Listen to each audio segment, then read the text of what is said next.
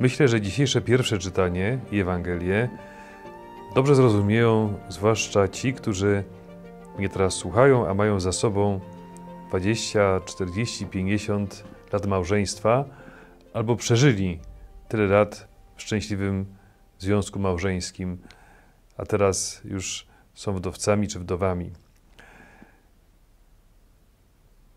Autor Księgi Rodzaju mówi, że mąż i żona są tak ściśle z sobą złączeni, że stają się jednym ciałem. Jezus nawiązuje do tych słów i mówi, że co Bóg złączył, tego człowiek nie może rozdzielić. W języku hebrajskim w Księdze Rodzaju podobno jest słowo, które oznacza również sklejenie. I to jest bardzo dobry obraz. Wiemy, że kiedy stolarz sklei z sobą dwie deski, dwa kawałki drewna, to sklejenie, to spojenie jest mocniejsze niż inne miejsca. I ten przedmiot, kiedy się złamie, ulegnie popsuciu, to nie w tym miejscu, gdzie był sklejony, bo tam jest najsilniejsza więź. A gdyby już tak się stało, że dwa kawałki sklejone, czy dwie sklejone kartki papieru zostaną rozerwane, to w tym miejscu sklejenia jest bardzo bolesna rana. Nie da się rozkleić tych dwóch kawałków, nie zadając ran, nie niszcząc materiału, który był scalony. I tak jest w małżeństwie. Tylko to, jak wielkim skarbem jest małżeństwo i rodzina, bardzo często człowiek dopiero rozumie, gdy traci ten skarb. Nieraz zdarzało mi się rozmawiać z małżonkami z okazji pogrzebu i słyszeć, gdybym teraz jeszcze miał ją przy sobie, gdybym teraz mogła jeszcze rozmawiać z moim mężem, ile bym mu powiedziała. Nie zdążyłam tego wszystkiego powiedzieć. Szkocki pisarz Tomasz Carlyle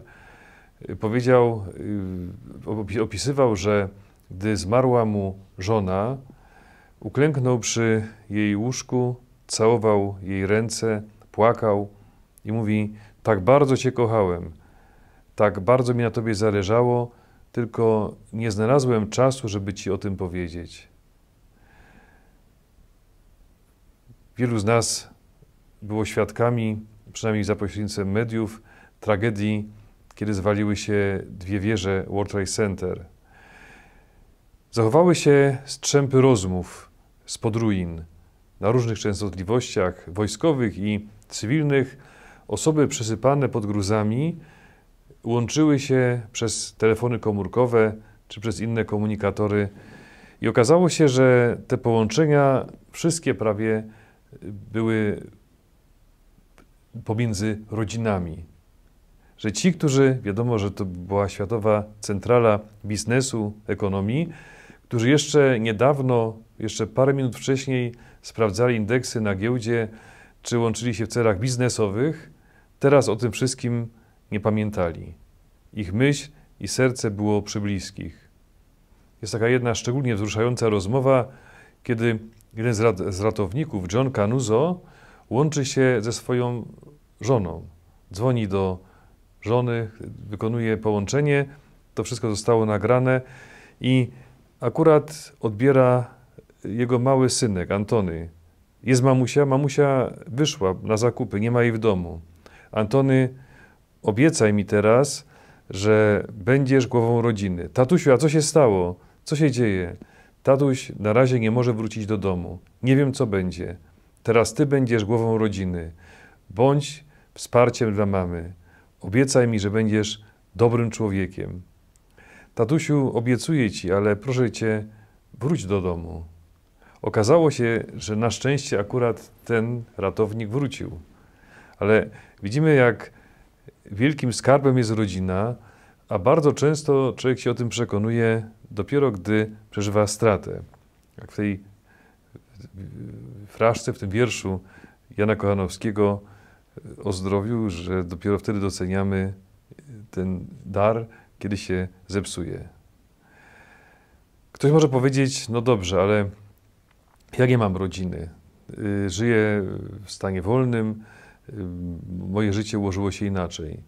Moi kochani, człowiek został tak przez Pana Boga stworzony, że to kapitalnie oddał pisarz i myśliciel Carlo Caretto, że jego drzwi do szczęścia otwierają się tylko w jednym kierunku, na zewnątrz. Kiedyś akurat jadąc samochodem słuchałem bardzo ciekawej audycji w drugim programie Polskiego Radia. Audycja nosiła tytuł Matka wielu dzieci. Wystąpiła w niej starsza pani, która była właśnie osobą stanu wolnego, wieloletnią wychowawczynią domu dziecka. I mówi, że jej marzeniem było zostać polonistką.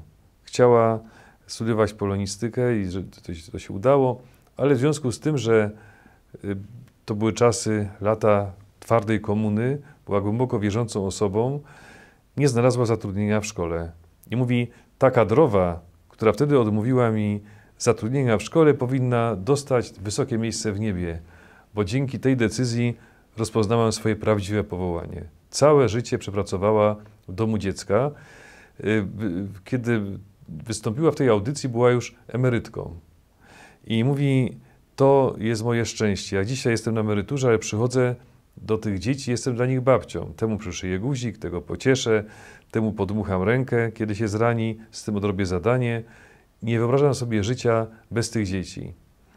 Zapytana przez dziennikarkę, a jakie pani miała grupy?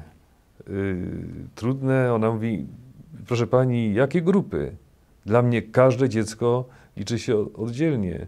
Ja nigdy nie miałam żadnych grup. A dzieci, które stwarzały problemy, kłopoty, tacy wychowankowie, którzy stwarzali kłopoty, najlepiej się zapowiadają. I moi kochani, słuchając rozmowy dziennikarki właśnie z tą panią, mamą wielu dzieci, doszedłem do wniosku, że rzeczywiście Pan Bóg pokierował jej życiem w taki sposób, że odsłoniła się po raz kolejny ta prawda, że drzwi szczęścia otwierają się na zewnątrz. Nie każdy będzie żył w rodzinie. Wola Pana Boga wobec każdego człowieka jest inna. Ktoś jest księdzem, siostrą zakonną, bratem zakonnym, mężem, żoną, czy może żyć w stanie wolnym, ale drzwi jego serca otwierają się na zewnątrz. Zawsze jest jedna zasada, która czyni życie szczęśliwym. Człowiek musi kochać. Dzisiaj Jezus mówi o małżeństwie, o rodzinie. Ale w innych miejscach mówi, że są osoby, które również mają inną drogę. Ta Ewangelia dzisiejsza nie jest skierowana tylko do małżonków. Mamy dzisiaj okazję, by przede wszystkim podziękować Panu Bogu za dar rodziny. Bo przecież gdyby nie małżeństwo naszych rodziców, gdyby nie nasz ojciec i matka i nie ich miłość, nie byłoby nas na świecie.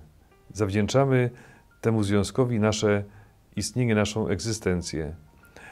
Ale również ta Ewangelia mówi o tym, że istotą i drogą do szczęścia jest miłość, jest życie dla Pana Boga i dla drugiego człowieka. Pamiętajmy, że drzwi szczęścia otwierają się zawsze w jednym kierunku, na zewnątrz. A kto rządzi w Kościele? To brzmiąco troszkę prowokacyjne pytanie jest tematem kolejnego podcastu księdza Piotra i księdza Mateusza. Zapraszam.